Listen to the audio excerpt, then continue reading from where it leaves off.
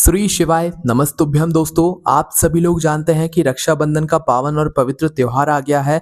बहन और भाई के प्रेम का प्रतीक का त्योहार आ गया है। इसलिए दोस्तों, इस बार का रक्षाबंधन आप सभी लोगों के लिए बहुत ही ज़्यादा खास हो और आप सभी लोगों को रक्षाबंधन की बहुत बहुत हार्दिक शुभकामनाएं। दोस्तों, इस बार के रक्षाबंधन को लेकर आप लोगों का सबसे बड़ा प्रश्न यही है कि इस बार का रक्षाबंधन जो है वो किस तारीख को पड़ रहा है, किस दिन पड़ रहा है, क्योंकि लोगों ने बहुत भ्रमित कर दिया है कि भाई आखिर रक्षाबंधन किस दिन पड़ रहा है। तो देखो, रक्षाबंधन का जो त्योहार है वो दोस्तों सावन महीने की पूर्णिमा तिथि के दिन मनाया जाता है और इस बार जो सावन महीने की पूर्णिमा तिथि है वो 19 अगस्त 2024 सोमवार के दिन है। और इस बार का रक्षाबंधन इसीलिए बहुत ज़्यादा खास है क्योंकि इस बार का जो रक्षाबंधन है वो सावन महीने के 5वें सोमवार या आखिरी दिन पर पड़ रहा है ना। इसलिए इस बार का रक्षाबंधन यहाँ पर बहुत ही ज़्यादा खास है ना। तो इस बार के रक्षाबंधन को लेकर ये सबसे बड़ा प्रश्न है कि भाई रक्षाबंधन जो है वो किस तारीख को है। कोई कह रहा है 20 अगस्त को है, कोई कह रहा है 19 अगस्त को है। तो देखो, पूर्णिमा तिथि के अनुसार हम आपको बताते हैं, जो सावन महीने की पूर्णिमा तिथि है दोस्तों वो 19 अगस्त को सुबह 3:04 से शुरू हो जाएगी, ठीक है,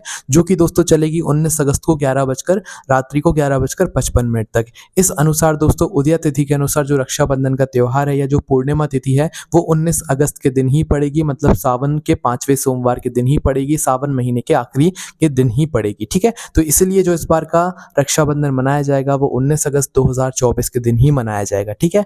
अब दोस्तों, आप लोग ये भी कहेंगे कि इस बार भी क्या इस रक्षाबंधन पर भद्रा का साया हमें देखने को मिलेगा? तो हाँ, इसका जवाब भी यही है कि भाई इस बार जो है रक्षाबंधन के दिन भद्रा का साया भी रहेगा। और ये बात आप सभी लोगों को बताने की बिल्कुल भी जरूरत नहीं है कि भाई भद्रा के समय कोई भी शुभ या मांगलिक कार्य नहीं किया जाता है, या तो रक्षाबंधन का जो त्योहार है वो नहीं मनाया जाता है अगर किस समय में जो है यहाँ पर भद्रा काल पड़ रहा है। तो आखिर रक्षाबंधन के दिन किस समय से लेकर किस समय तक जो है यहाँ पर भद्रा काल पड़ रहा है, ये जानना बहुत ही ज्यादा जरूरी जानकारी है। क्योंकि दोस्तों, भद्रा काल में अगर आप लोगों ने राखी बांधी, रक्षाबंधन का त्योहार मनाया, तो हो सकता है कि भाई आपके साथ कुछ बुरा हो जाए, ठीक है। इसलिए आप लोगों को इस भद्रा काल के समय को नोट कर लेना है। जैसा कि हमने आपको पहले ही बता दिया है कि भाई रक्षाबंधन का त्योहार 19 अगस्त 2024 के दिन मनाया जाएगा, जिस दिन सोमवार पड़ रहा है, सावन महीने का 5वां सोमवार पड़ रहा है, ठीक है। और इसी दिन भद्रा काल भी पड़ रहा है। हर साल की तरह इस बार आपको भद्रा काल थोड़ा सही देखने के लिए मिलेगा, क्योंकि पिछले साल की अगर हम लोग बात करें तो भाई पूरे दिन के लिए जो है यहाँ पर भद्रा लग गया था, पर इस साल ऐसा कुछ भी नहीं है। इस साल एक समय सीमा तक ही जो है भद्रा का यहाँ पर हमें साया देखने के लिए मिलेगा, ठीक है। तो देखिए दोस्तों, जो भद्रा का साया शुरू होगा, भद्रा काल शुरू होगा, वो 19 अगस्त को ही सुबह 5:53 से शुरू हो जाएगा, ठीक है। सुबह 5:53 से भद्रा काल शुरू होगा, जो कि दोपहर के 1:32 तक रहेगा 19 अगस्त के दिन ही, ठीक है। तो मतलब कि हम 19 अगस्त को सुबह 5:53 से लेकर दोपहर के 1:32 तक या 1:30 बजे तक राखी नहीं बांध सकते, मतलब कि रक्षाबंधन का त्योहार नहीं मना सकते। तो फिर कब मना सकते हैं? 1:30 बजे के बाद मना सकते हैं ना। अब इससे पहले दोस्तों हम आपको राखी का शुभ मुहूर्त बताएं, उससे पहले हमें ये जानना जरूरी है कि आखिर भद्रा के समय हमें राखी क्यों नहीं बांधना चाहिए, आखिर भद्रा है कौन? तो देखो दोस्तों, भद्रा जो है वो सूर्यदेव की पत्नी जो है छाया, उनकी संतान है ना, और शनिदेव की वो बहन है ना। तो दोस्तों, भद्रा का जो जन्म है वो असुरों के वध के लिए हुआ था, पर भद्रा जो है वो उपद्रवी स्वभाव के कारण जो है मांगलिक कार्यों में ज्यादा अड़चने उस समय लाने लगी थी, जिसके बाद सूर्यदेव ने ब्रह्मदेव से पूछा कि अब क्या होगा। उसके बाद ब्रह्मदेव ने जो है भद्रा को बुलाकर उसे एक समय दिया कि अगर इस समय में कोई भी मतलब मांगलिक कार्य वगैरह कुछ करता है तो तुम उसमें अड़चन डालना, ठीक है। तो यहाँ पर ब्रह्मा जी ने कहा कि तुम्हें 3 स्थान दिए जाते हैं, पाताल, पृथ्वी और स्वर्गलोक, ठीक है। इन 3 जगहों पर जब भी भद्रा पड़ेगा तो भाई उस समय जो भी शुभ या मांगलिक कार्य करेगा उस समय तुम उसके उस मांगलिक कार्य में विघ्न डालना, ठीक है। इस कारणवश दोस्तों यहाँ पर कभी भी भद्रा काल के समय कोई भी शुभ या मांगलिक कार्य नहीं किया जाता है, ठीक है। रक्षाबंधन के दिन जब भद्रा काल पड़ता है तो बहन अपने भाइयों की गलाई पर उस समय राखी नहीं बांधती हैं। दोस्तों, अगर एक उदाहरण की बात करें तो रावण की जो बहन थी उसने अपने भाई को, मतलब रावण की बहन ने रावण को जो है भद्रा के समय में राखी बांधी थी, जिसका सर्वनाश हो गया था, ठीक है। इस वजह से दोस्तों भद्रा में कभी भी हमें राखी नहीं बांधनी चाहिए, है ना। और दोस्तों, राखी बांधने का जो शुभ मुहूर्त है वो भी हम लोग अब यहाँ पर जान लेते हैं, क्योंकि दोस्तों राखी जो है वो शुभ मुहूर्त में ही बांधनी चाहिए, अन्यथा किसी और मुहूर्त में और किसी गलत समय में नहीं बांधनी चाहिए, है ना। तो देखिए, राखी बांधने का जो शुभ मुहूर्त है दोस्तों वो दोपहर के 1:30 बजे से शुरू हो जाएगा, क्योंकि दोपहर के 1:32 तक तो यहाँ पर भद्रा काल का साया रहेगा, भद्रा का मतलब समय रहेगा। इस समय से पहले हम लोग राखी नहीं बांध सकते,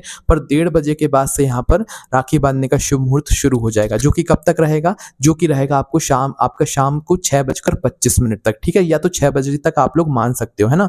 वैसे दोस्तों, जो राखी बांधने का शुभ मुहूर्त है वो रात रात्रि को 9:05 तक है। पर दोस्तों हमारे शास्त्रों में ये बात कही गई है कि भाई जो राखी है वो रात्रि में नहीं बांधी जाती है, संध्या काल के बाद या संध्या के समय हमें राखी नहीं बांधनी चाहिए ना, या रक्षाबंधन का त्योहार नहीं मनाना चाहिए। इसलिए हम आप लोगों को जो शुभ समय बता रहे हैं 6 बजे तक का या 6:25 तक का, वो दिन तक का समय है। वैसे जो शुभ मुहूर्त है वो रात्रि को 9:05 तक है, पर रात्रि में राखी ना बांधने की वजह से इसके कारण जो है आप लोगों का जो समय है शुभ मुहूर्त तक का वो 6 बजे तक का ही है ना। तो दोपहर के 1:32 से लेकर आपको शाम के 6:25 तक का समय मिलेगा। इस 4 से 5 घंटे के बीच में आप अपना रक्षाबंधन का त्योहार मना सकते हैं, राखी बांध सकते हैं, ठीक है। और भाई और बहन के बीच में आप लोग अपना प्रेम को बढ़ा सकते हैं ना। इस बात का आप लोगों को ध्यान रखना है, भद्रा काल में भूल कर भी यहाँ पर राखी नहीं बांधना है। उसके बाद में दोस्तों अब हम कुछ विशेष जानकारी अभी यहाँ पर जान लेते हैं। जैसे कि सबसे पहली जो आप लोग राखी बांधोगे वो आप अपने भाई को नहीं, अपने घर में भगवानों को बांधोगे, ठीक है। तो देखिए आप रक्षाबंधन के दिन सबसे पहले तो सुबह सुबह जल्दी उठ जाइएगा, ब्रह्म मुहूर्त में उठ जाइएगा,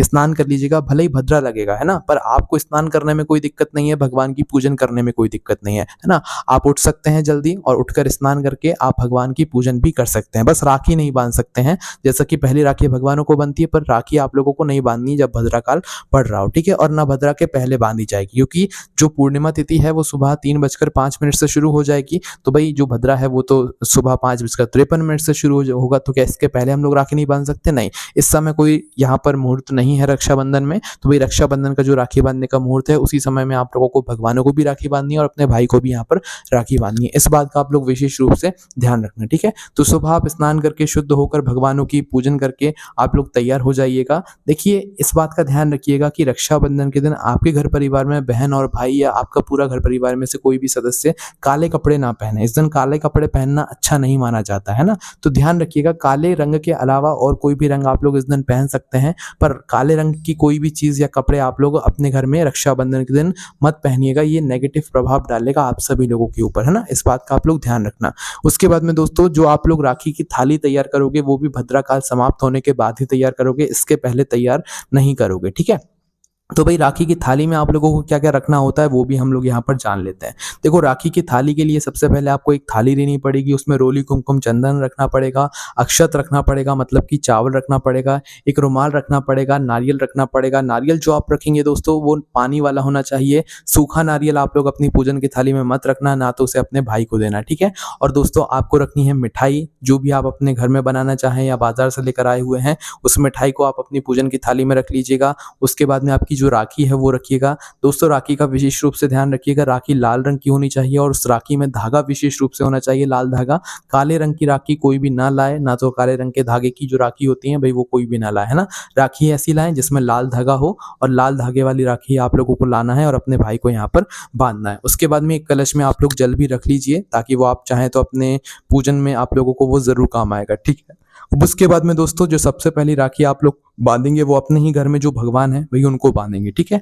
अब बांधने के लिए सबसे पहले आप लोग लड्डू गोपाल, भगवान कृष्ण जी, शिव जी, सभी लोगों के लिए छोटी छोटी जो भगवानों वाली राखियां आती हैं वो लेकर आ सकते हैं। और जैसे आप अपने भाई को राखी बांधते हैं वैसे ही आपको भगवानों को भी राखी बांधना है। भगवानों की छोटी राखियां अलग आती हैं तो आप उनको राखी बांध दीजिएगा। और सिर्फ भगवानों को ही नहीं, आपको पहले भगवानों को राखी बांधनी है, ठीक है। भगवानों को बांधने के बाद अपने भाई को राखी बांधनी है। उसके बाद में आपके घर में गाड़ियां भी होंगी, वृक्ष भी होंगे और भी बहुत सारे साधन होंगे जो कि आपके घर में जिनका आप उपयोग करते हैं। तो भाई आप अगर उनको भी राखी बांधेंगे तो भी बहुत अच्छा रहेगा। जो भगवानों वाली छोटी राखियां होती हैं आप उन्हें बांध सकते हैं और यहाँ पर सभी चीजों के ऊपर भगवान का आशीर्वाद यहाँ पर प्राप्त कर सकते हैं, ठीक है। तो इस बात का भी आप लोग ध्यान रखिएगा, है ना। तो भाई भगवानों की राखी यहाँ पर आप लोग उनके लिए बांधकर अपनी आरती की जो थाली है उसको तैयार करके उसके अंदर दीपक जलाकर, ठीक है। दीपक जलाना भी जरूरी है। जो दीपक आप लोगों का मिट्टी का या जो दीपक आप लोग रखना चाहें इसके अंदर, है ना, तो वो दीपक आप लोग रख के गोल या लंबी बत्ती का शुद्ध देसी गाय का घी उसमें डालना जरूरी है। इस बात का ध्यान रखना, ठीक है। तो इस तरह का दीपक तैयार करके आप अपनी पूजन की थाली में रखकर सबसे पहले इस पूजन की थाली से भगवान की आरती करना। उसके बाद में जैसे ही भगवानों को राखी बन जाए तो आप अपने भाई के पास आ जाना, ठीक है। अपने भाई के पास जब आप आ जाएँ तो भाई और बहन जब भी राखी बँधवाने के लिए बैठें, रक्षाबंधन का त्योहार मनाने के लिए बैठें तो ध्यान रखिएगा कि भाई का मुख पूर्व दिशा में होना चाहिए और बहन का मुख पश्चिम दिशा में होना चाहिए। भाई या बहन में से किसी का भी मुख गलती से भी दक्षिण दिशा में नहीं होना चाहिए, इस बात का ध्यान रखना। और राखी बँधवाने के लिए जब आप बैठें तो किसी भी ऊँची जगह या तो सोफ़े पे या तो पलंग पे ना बैठें, ज़मीन पर पाटा लगाकर बैठें या तो आसन लगाकर ज़मीन पर ही बैठें, है ना? नीचे बैठें मतलब। उसके बाद में आप लोग राखी बाँधने की जो विधि है उसे शुरू करें। राखी बाँधने के लिए सबसे पहले बहन को अपने भाई के सर पर जो है यहाँ पर रुमाल डालना होगा, उससे पहले उसको खुद का भी सर ढकना होगा। रक्षाबंधन मनाते समय, राखी बाँधते समय भाई और बहन दोनों का सर ढका हुआ होना चाहिए, इस बात का ध्यान रखना, ठीक है? उसके बाद में दोस्तों बहन जो है वो अपने भाई के सर पर, माथे पर जो है तिलक करेगी रोली कुमकुम से या तो चंदन से, है ना? यहाँ पर सिंदूर का बिल्कुल भी उपयोग मत करना, इस बात का विशेष रूप से ध्यान रखना। उसके बाद में अक्षत लगाएँगी। अक्षत लगाने के बाद दोस्तों आप अपने भाई के सीधे हाथ के हथेली में पानी वाला नारियल देंगी। नारियल जब आप सीधे हाथ के हथेली में देंगी तो अपने भाई से बोल दीजिएगा कि वो नारियल पकड़ा रहे जब तक आप उसको राखी ना बांध दें, है ना? सीधे हाथ के हथेली में नारियल देकर आप उसकी सीधे हाथ की कलाई पर जो है राखी बांध दें, है ना? राखी जैसी बन जाती है उसके बाद आपका वह भाई नारियल जो है वो नीचे रख सकता है ना? उसके बाद में आप अपने भाई का मुँह मीठा कराइए, है ना?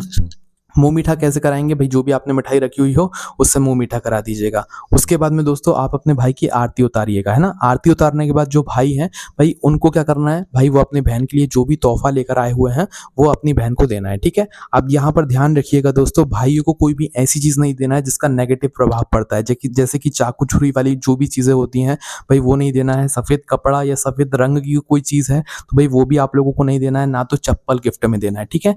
जो भी चीज़ें नेगेटिव प्रभाव डालती हैं भाई, वो गिफ्ट, वो तोहफ़े भाइयों को, अपनी बहनों को रक्षाबंधन के दिन नहीं देना है, इस बात का ध्यान रखना, ठीक है? आप चाहो तो नेक दे सकते हो, पैसे दे सकते हो, आप कुछ भी दे सकते हो, ठीक है? पर नेगेटिव चीज़ें जो प्रभाव डालती हैं भई, वो चीज़ें आप लोगों को बिल्कुल नहीं देना है ना? और बहनों से भी यहाँ पर एक निवेदन है कि भई आप लोग को, आपका भाई जो आपको देता है वो आपको लेना है, आपको अपने मुँह से अपने भाई से कुछ नहीं माँगना है ना? जो आपका भाई आपके लिए लेकर आया हुआ है, भई वही आप लोगों को ले लेना है ना? आपको अपना मुँह खोलकर राखी बाँधने के बाद जो है अपने भाई से कुछ नहीं माँगना है, नहीं तो इसका गलत प्रभाव पड़ता है, ठीक है? इस बात का भी आप लोगों को ध्यान रखना है। उसके बाद में जैसे जैसे ही आपका भाई आपको तोहफ़ा देता है, आपके भाई को आपके पैर छूने हैं, पैर छूने के बाद बहनें अपने भाई को यहाँ पर आशीर्वाद देंगी, ठीक है? आशीर्वाद देने के बाद जो है आप अपने घर में जितने भी आपके साधन हैं, जो भी आप गाड़ियाँ वगैरह हैं, आप उन सभी को भी राखी बाँधिएगा, भाई और बहन दोनों जाइएगा, राखी बाँधिएगा।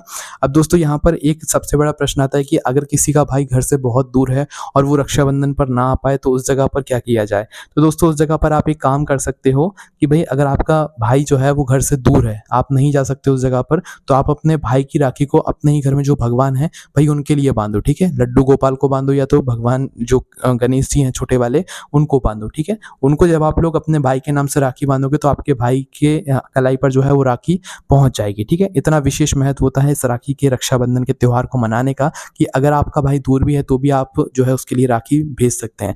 दोस्तों राखी किसको बाँधते हैं ये जानना भी आप लोगों को बहुत ज़्यादा ज़रूरी है। राखी हम उसको बाँधते हैं जो हमारी रक्षा करता है, रक्षा करने वाले को ही जो है राखी बाँधी जाती है, इसलिए इसका नाम ही रक्षाबंधन यहाँ पर कहलाया जाता है। तो कई सारी जो बहनें हैं वो अपने पिता को भी राखी बाँधती हैं क्योंकि वो भी आपकी रक्षा करते हैं, भगवानों को भी हम राखी इसलिए बाँधते हैं क्योंकि वो भी हमारी रक्षा करते हैं। तो जो आपकी रक्षा करता है आप उसको राखी बाँध सकते हैं, कोई भी इसमें दिक्कत वाली बात यहाँ पर नहीं है, ठीक है? उसके बाद में दोस्तों अब बात कर लेते हैं कि इस बार सावन महीने का 5वां सोमवार पड़ेगा और इसी दिन रक्षाबंधन पड़ेगा, तो क्या इस दिन हमें व्रत रखना ज़रूरी है? तो देखो इस दिन व्रत रखना ज़रूरी है क्योंकि दोस्तों सावन महीने के जितने भी सोमवार होते हैं उसका बड़ा विशेष महत्व होता है। पहले और आखिरी सोमवार को तो बहुत ही बड़ा विशेष महत्व होता है और आखिरी सोमवार पर ही, 5वें सोमवार पर ही रक्षाबंधन पड़ रहा है। तो भाई इस दिन आप ऐसा कर सकते हो कि भाई एक समय का आप व्रत रख लो और एक समय का आप लोग यहाँ पर भोजन कर लो, ठीक है? पर एक बात का ध्यान रखना, बहनें जब तक अपने भाई की कलाई पर राखी ना बांधे जब तक तो व्रत रखी रहें। जैसे ही आपका रक्षाबंधन का त्योहार मन जाए, बहनें अपनी भाई की कलाई पर राखी बांध दें, उसके बाद आप भी भोजन कर सकते हैं ना। एक टाइम आपको भोजन करना है, चाहे तो सुबह कर लो, चाहे दोपहर में कर लो, चाहे शाम को कर लो, ठीक है? तो एक समय भोजन कर लेना और एक समय का व्रत रख लेना और उस जो बचा हुआ एक समय है भाई उसमें चाहो तो आप फलाहार वगैरह जो है कर सकते हो, ठीक है? तो एक समय का आप लोग भोजन कर लेना और एक समय का व्रत रख लेना। ये तरीका आप लोग जो है इस सावन महीने के सोमवार को, 5वें सोमवार को या रक्षाबंधन के दिन कर सकते हो, ठीक है? उसके बाद में दोस्तों इस दिन आप लोगों को अपने घर में क्या चीज़ बनानी है जिससे कि भगवान का आशीर्वाद आपके ऊपर सदैव बना रहे। तो देखो यहाँ पर हम आपको बता दें कि इस दिन आपको अपने घर में पकवान जरूर बनाने चाहिए। पका हुआ खाना बनाना है। तवा आपको अपने घर में इस दिन नहीं रखना है, मतलब रोटियां जो आपके तवे पर बनती है ना, तवा आपको अपने गैस पर नहीं रखना है। इस दिन आप लोग कढ़ाई रखकर पका हुआ खाना बनाना, जैसे कि खीर पूड़ी वगैरह होता है ना। सबसे जरूरी अगर कोई चीज होती है रक्षाबंधन के दिन तो वो खीर पूड़ी होती है ना। खीर पूड़ी किस चीज की खीर? चावल की खीर, वो भी शुद्ध देसी गाय के दूध की होगी तो ज्यादा बेहतर होगा। ठीक है, तो खीर पूड़ी बनाना जरूरी है। इसके अलावा जो भी आप आलू मटर की सब्जी बनाना चाहते हैं, गोभी की सब्जी बनाना चाहते हैं, वो बना सकते हैं ना। इसके अलावा दोस्तों जो भी आपके पकवान घर में बनना चाहते हैं वो बिल्कुल बना सकते हैं, पर विशेष जो है वो खीर पूड़ी है ना।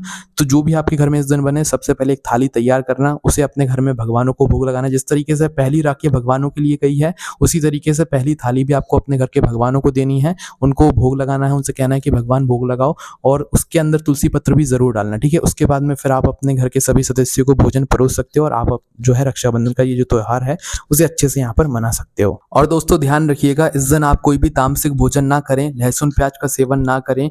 जो भी लोग नशे की चीजों का प्रयोग करते हैं भाई वो भी ना करें। अगर आप अपना रक्षाबंधन सही तरीके से मनाना चाहते हैं तो भाई कोई भी नशीली चीजों का प्रयोग ना करें। मांस मदिरा जो भी चीजें होती हैं भाई उनका बिल्कुल इस दिन त्याग रखें, और अपना रक्षाबंधन का जो त्योहार है वो अच्छे से मनाएं। ठीक है, और दोस्तों इस दिन अगर आप हमसे पूछें कि भाई हम अपने घर की सुख और शांति के लिए, भाई और बहन की सुख और शांति के लिए ऐसा कौन सा उपाय करें जिससे कि भगवान हमसे प्रसन्न हो, तो दोस्तों इस दिन आप एक उपाय कर सकते हो जो कि भगवान शिव जी का ही उपाय है। आप सभी लोग जानते हो जिस तरीके से हमने पूरे सावन के महीने के सोमवार पर 2 लोटा जल चढ़ाया, कावड़ का जल चढ़ाया, उसी तरीके सावन महीने के आखिरी सोमवार पर भी आप लोगों को 2 लोटा जल लेना है। 2 लोटा नहीं तो 1 लोटा जल तो आप चढ़ाने जाओगे ही जाओगे ना, तो उस 1 लोटे जल के अंदर मात्र आपको थोड़ा सा इत्र डालना है। ठीक है, मुख्य रूप से अगर आपके पास इत्र है तो 1 बूंद इत्र डाल लेना है, 1 बूंद या 2-3 बूंद, जितनी डालना चाहो उतनी डाल सकते हो। ठीक है, इत्र ना हो तो भाई कोई एक गुलाब का फूल लेना, उस गुलाब के फूल की पंखुड़ी डालना। गुलाब का फूल नहीं डालना है, गुलाब की फूल की पंखुड़ी एक तोड़ना और डाल देना, या तो कोई सफेद फूल हो तो उसकी पंखुड़ी एक तोड़ना और डाल देना। ठीक है, पर मुख्य रूप से अगर आपके पास इत्र है तो इत्र डालना, वो ना हो तो फिर एक गुलाब की पंखुड़ी डालना, वो भी ना हो तो फिर एक सफेद फूल की पंखुड़ी डालना। ठीक है, फिर इसके बाद इस जल को लेकर जाना। अगर आप 2 लोटा जल लेकर जा रहे हो तो दोनों लोटा जल के अंदर डाल के लेकर जाना, 1 लेकर जा रहे हो तो 1 के अंदर लेकर जाना। ठीक है, शिव जी के मंदिर पहुंचना और इस जल को फिर आप लोग शिव जी की शिवलिंग पर चढ़ाओगे। कैसे चढ़ाओगे दोस्तों? इस जल को आप लोग शिव जी की शिवलिंग के ऊपर त्र्यंबकेश्वर महादेव जी का नाम लेकर चढ़ाओगे। ठीक है, त्र्यंबकेश्वर महादेव जी का नाम लेकर इस जल को शिवलिंग पर चढ़ाओगे। 2 पात्र है तो दोनों पात्रों से, 1 पात्र है तो 1 पात्र से। ठीक है, और शिव जी के किसी भी एक मंत्र का, जैसे कि महामृत्युंजय मंत्र का विशेष रूप से आपको जाप करना है, या तो षडाक्षर मंत्र, ओम नमः शिवाय, जो भी आपको एक मंत्र आता हो शिव जी का, भाई उस एक मंत्र का आप लोगों को जल को चढ़ाने के बाद, ये जल को चढ़ाते समय आपको जाप करना है। ठीक है, अगर 108 बार अगर आप मंत्र का जाप करेंगे तो और ज्यादा अच्छा है, पर जल को चढ़ाते समय त्र्यंबकेश्वर महादेव जी का नाम आपको जरूर लेना है। और इसके बाद में जल चढ़ाने के बाद आप अपनी चाहो तो मनोकामना भी बोल सकते हो। सावन महीने का 5वां या आखिरी सोमवार है और रक्षाबंधन का यहाँ पर दिन भी रहेगा। ठीक है, तो भाई ध्यान रखना, रक्षाबंधन के दिन का इतना बड़ा विशेष महत्व होता है, और भद्रा काल के समय रक्षाबंधन में राखी मत बांधना आप लोग। हमने आपको सारे समय की जानकारी जो है दे दी। अभी आपके मन में कोई भी प्रश्न है तो उसे हमसे कमेंट करके पूछ सकते हैं। ओम नमः शिवाय, जय भोले बाबा, श्री शिवाय, नमस्तुभ्यं।